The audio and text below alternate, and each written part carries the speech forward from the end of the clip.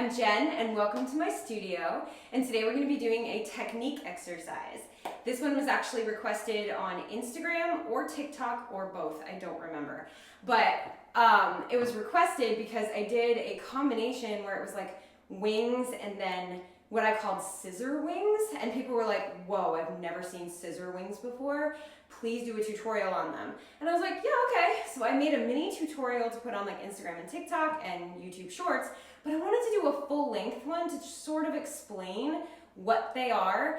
And like, they're also called échappé wings. If you have another name for them, let me know. I'm so curious. I love to know what people call different steps because they're just, steps have so many different names all around the world. It's just so cool. All right, so first things first. If you don't know how to do a wing yet, this is not the video for you. Make sure that you check that step tutorial playlist down below. Look up how to do wings. I think there's one that says like how to do wings, or it just says wings on it.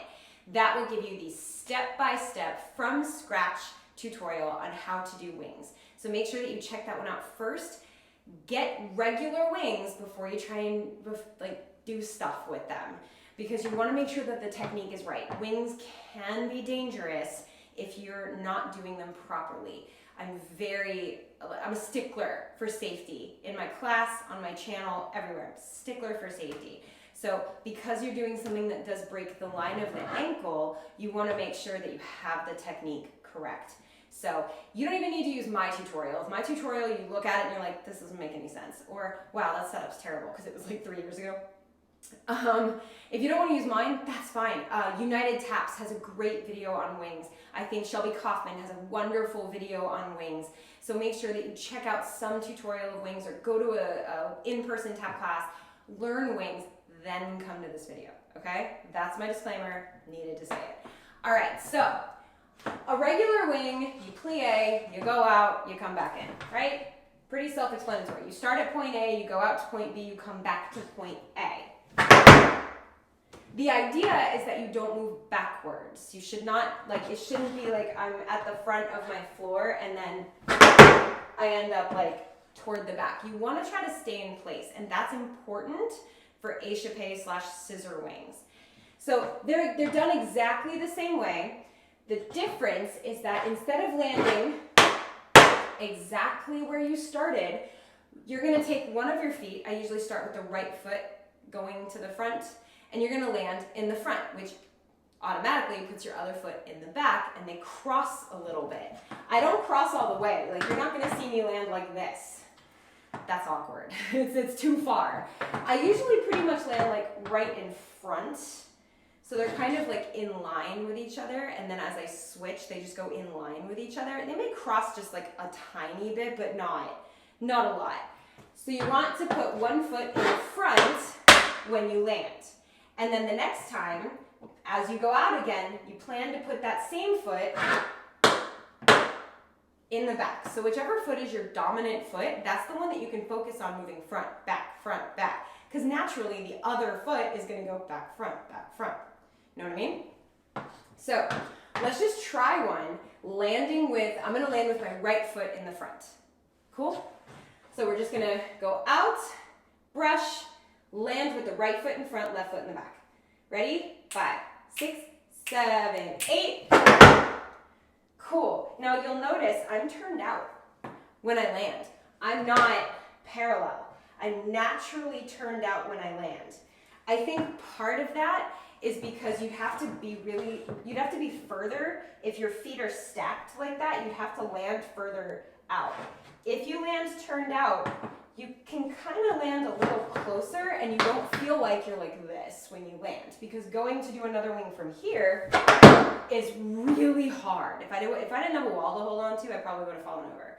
So you want to be able to land. I'm going to do this from the side. I think that's a great idea. Hopefully this shelf will hold me.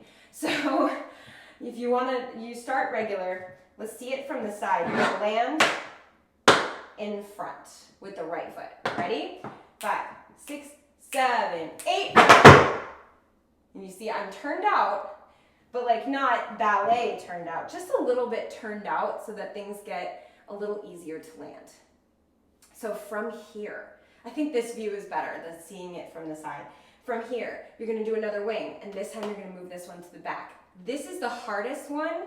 The first one's not that bad because you're only moving the feet like a couple inches forward. Now I have to go from a couple inches forward to a couple inches behind. So from here, we land. So you go for a regular wing, but your feet are spaced a little, and then you focus on getting one foot in the back, and then the other will naturally go to the front. I hope that makes sense. So it's just a wing. All it is a wing. You're just changing where you land, and then it creates this cool pattern, which looks like scissors, or which looks like ballet échappés, which is also kind of why I turn out. I don't know if the technique is that you're supposed to be turned out. To be perfectly honest, I think it's my ballet training coming and saying, yeah, okay, I'm good with this, but you gotta land turned out, you know? Because if you do ballet for so long, as soon as you do an échappé, you're like, oh, I'm turned out. Like, so my ballet training might be fighting me and saying, okay, I'll allow it, but you gotta land turned out at least. And then my feet are like, yeah, okay. So maybe that's it. If you know, like if there's a specific way to land it, let me know. I actually don't know. My teacher didn't tell me that there was a specific way of landing it. She was just like, okay, yeah, you're just gonna do échappé wings. And we're like, I'm sorry, what? And then she showed us and we're like, oh, cool. But she was ballet trained too, so she probably did it turned out. Anyway, I'm rambling, let's do it. All right, so plie, we're gonna land in front, then we're gonna switch and land in back right after it. So go 5, 6, 7, plie, 8, and a 1 and a 2. So brush, brush, land, and a 1 and a 2.